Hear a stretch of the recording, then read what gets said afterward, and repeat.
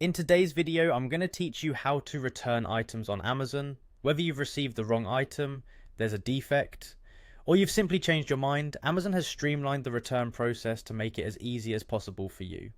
Let's walk through the entire process together so you can return your item without any hassle. To begin, head over to your web browser and type in amazon.com. Once you're on the website, your first step is to sign in to your account. Look towards the top right hand corner and you'll see the sign in button. Click on it. If you are not already logged in, you'll be prompted to enter your email address. Type in your email and click continue. Next, you'll be asked to enter your password. Do so and then click sign in to access your Amazon account.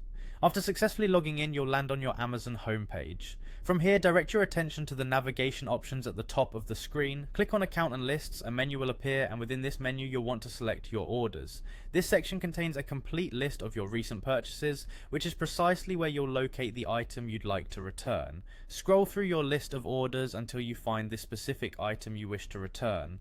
Once you've located it, there should be an option labelled Return or Replace Items. Click on that option.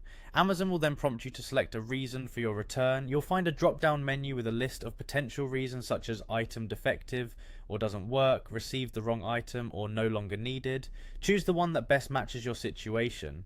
Once your reason is selected, Amazon offers you various return options to choose from. You might have the choice to drop off the item at a specific location, or even schedule a pickup right from your doorstep.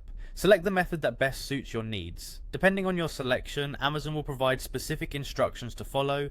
These may include printing a return label, packaging the item securely, or simply setting it aside for a pickup.